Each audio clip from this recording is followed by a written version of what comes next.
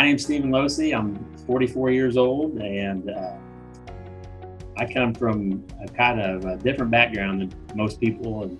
And I was the quasi-fat kid, so to speak. My life changed dramatically when I was about 9 years old. We moved from a kind of a rural setting where I was an active, happy, go lucky kid, just out there on my bike all day, having a good time, to a very urban setting based on what I was used to, and just became a super sedentary kid.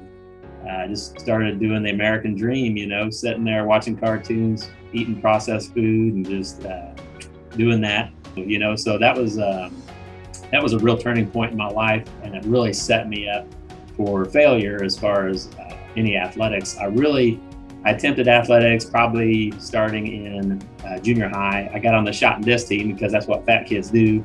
They don't run.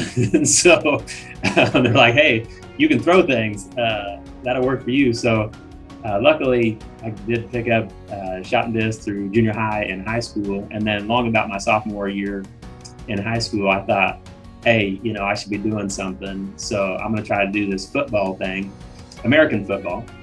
And so I was like, let's give this a shot and see how it goes. And honestly, I was terrible at it. I quit that. I went back to being eating all the junk I had. Blew up to my senior year. I left high school at 275 pounds, and I was probably maybe 5'9". Just did not like myself very much. Really struggled as far as personal life, but I was a hard worker, and so that kind of kept me going. Work is what I kind of lived to do at that point, and I got lots of good recognition for being a hard worker. I started running in college, and I did, I lost about 50 pounds. I got down to about 220, 225. I got it in my mind that I could run, and I don't even know where that came from. My brother had been a runner. He's 7 years older, and so I dropped out of school after 3 semesters to go back to work, to where I really felt loved. But I did. I lost about 50 pounds, and that really stayed off because my job was fairly physical too, working for Coca-Cola at that time. And then I changed jobs. I got a sedentary job about 5 years after that, and kind of ballooned back up. And then I got married, and then I woke up about 35 years old with a 3 and a 5-year-old that I could not keep up with any longer because I ballooned back up to about 240 pounds at that time, 240, 245, something like that. And I was like, okay, this isn't cool anymore. I've got these 2 kids. They're looking after me going, Dad, can't even keep up with this run around the yard. What's going on? So I consciously, at that time, I would say that was my biggest pivotal event in my life. So at 35 years old, I took off, went to a cheap department store in town, got an awful pair of running shoes. I started running. We did this underground race called the Groundhog Run in January in a cave. And so we had done a 10-kilometer race, and that was super fun. I was like, okay, this racing thing's kind of fun. I never thought of myself as a competitive person necessarily, but I was like, okay, you feel that adrenaline kick in after you shoot off from the start line, and you try to pick people off as you're going along, and you're like, I could beat that guy. Surely that guy in the pink muumuu, I could take him down. And so it's just, the juices started flowing in these races, and so I started training for marathons, knocked one of those out. Probably for a first marathon was pretty good. I was like 4 hours and 10 minutes. So, and you got to remember, I'm still like 220, 225 pounds. I really didn't lose much weight from running just in and of itself. So I was pretty pleased with the outcome of that. And then I got done with that, and Rick's like, okay, what's next? So I signed up for a full Ironman. It was my very first, probably my second triathlon. I went and did a sprint one, but it was probably like my second triathlon I ever did. And so at 220, 225 again, I knocked it out. And I've got it up here on my wall. It was 13 hours and 58 minutes. So I did do one trail race. It was a marathon, and I had a pretty decent time. But by the end of it, I was completely depleted of all my glycogen stores and electrolytes, and I was starting to cramp up pretty darn bad. I was pretty awful at the end of it, and me and another guy were just having to kind of push each other to the finish line.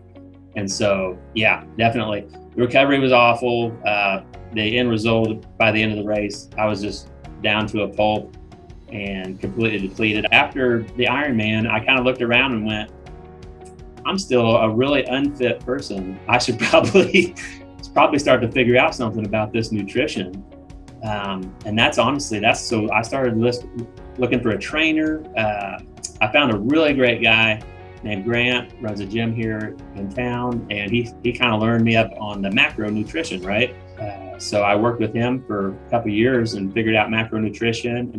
I found keto, right? Keto was becoming big and everybody was having great success. I didn't really see any athletes really doing keto, but I thought, there's enough of this going on. Surely there's some people out there. So I experimented with keto on my own for about 7 months, and I had pretty good results again. Like I say, I got down, just eating that high fat, taking in a lot of exogenous fat calories, but I knew something was really missing. It was like, I ran the best marathon I've ever ran, kind of self-coached and self-nutrition plan there on keto. But I felt like I'd gone as far as I could go with it, that I'd hit a plateau again. So I just kept Googling, and sure enough, one day I run over the OFM website and I'm like, what is this craziness? This guy's saying all kind of stuff about, beyond keto and all this stuff. I watched a few of the videos and read some of the blogs, and I was like, I don't even know what all this means or what it is, but I was like, I feel like, maybe this is it. So there was a little calendar invite where you could set up an appointment to talk to somebody, right? So I was like, cool. So I hit that and went ahead and signed up. I was all in. Signed up for the full mentorship, I think is what it's called or something. And so I was willing to put it all on the table. And so Peter got a hold of me and we started talking, and he lined me out on some of the supplements and kind of how to get started and transitioning out of keto, which, ended up being a really good thing that I had been doing keto, because that kind of accelerates the process. And so he goes, what are you really looking to do right now? And I said, well, I've got this goal marathon, and oh yeah, it's 1 month away. And so he goes, good news is, you're probably already pretty well fat adapted from the keto. And he goes, I'm just going to tweak some things really fast. And so he goes, just hang on, we're going to do as much as we can in the next 30 days. And oh yeah, I'm going to switch up your training plan too. And so I was like, hey, I'll do whatever it takes, man. And so he pounded on me for 30 days straight. Lined me out on the supplements and the nutrition the best he could. So I showed up for race day. He was telling me to do all these things. I wasn't quite all in yet. I was not really. He goes, warm up for like 2.5, 3 miles before your marathon. I'm like, nobody does that. You're talking crazy. I was like, I am not doing that. And so I wasn't bought in 100% yet. And so I went and I showed up for the marathon, and I did everything else that he said to do. I used the Vespa, used my little sugar, simple sugar fuels here and there. And I did. It was the race of my life. I shaved off 11 minutes from my fastest marathon I'd ever ran.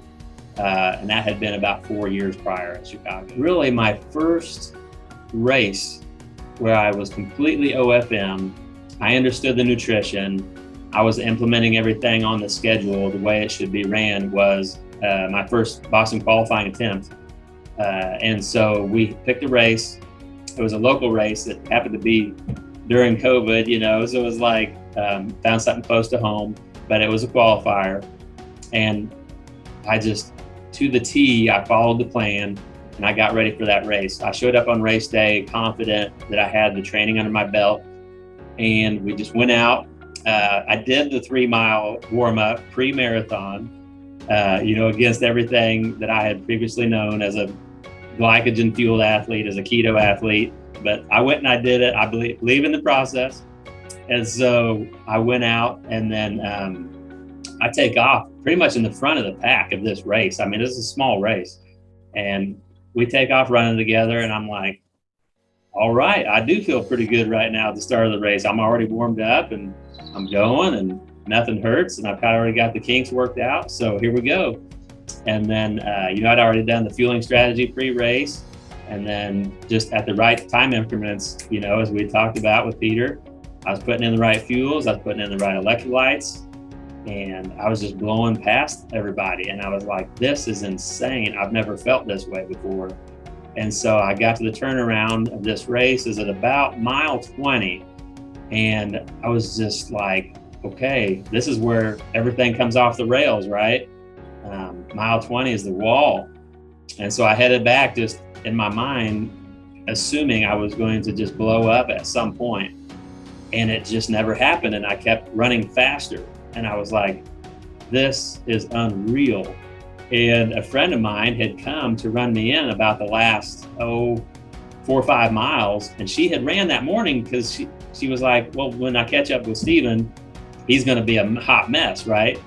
And so I'm flying down the course, and she looks up and goes, oh my gosh, here he comes. And oh my God, he's running. And so she was like, okay, here we go. This is the second run for the day, but I'm gonna have to put in some effort. And it was honestly all she could do to keep up with me. I was just hitting on all 8 cylinders. The fueling strategy was working. I hit one last Vespa to make the last push, and my whole body was alive. It was unreal. I wasn't having to push hard to make it happen. It was just happening. All the training I'd put in, all the fueling strategy, it was just going. And so I got under the Boston qualifying standard for by about 3.5 minutes. And it was just a dream race. I mean, it was awesome. So I get done with the race.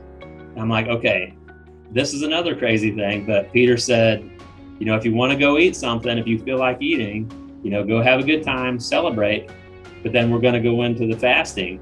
And I'm like, okay, that doesn't make any sense to me either, but whatever. I just had the race of my life, so I'm doing whatever this guy says. So went home, just had a normal meal, nothing crazy, didn't go nuts.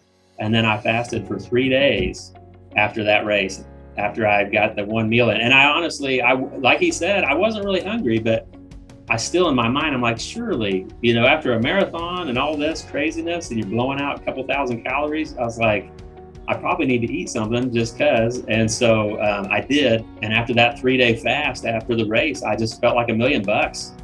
I had very little soreness in my muscles, even though I just ran the fastest race of my life. And I was just completely sold from that point on. I was just like, man, this is legit. This is the way I'm doing the rest of my life in athletics. That's crazy because, when you look at yourself in the mirror every day, you don't see any changes, hardly ever, right? And I saw it too. And I was like, this is nuts. Like, I'm seeing parts of my body I've never seen before, or at least for the last 35 years since I was 9 years old. I'd been morbidly obese as a child, so in the 6th grade, you're talking about 12 years old. I was somewhere in the neighborhood of 160 to 180 pounds as a 12 to 14-year-old child. Super unhealthy. So literally, I had not seen what's under all this, had not seen it for 3 decades. So it's incredible. There's no going back for me at this point. OFM I'm all in. Peter is the real deal. The stuff that has flowed out of him and continues to flow out of him. He is the expert in this field of fat adaptation. And it's just, it continues just to get better and better. And the longer I do it, and honestly, it's just effortless. Peter told me from day one, as I'm reading through the materials, he's like, this is about having a balanced life. It's like, this isn't about stressing yourself about what you eat, what you do, all these things on a daily basis. He's like, this is a sustainable lifestyle.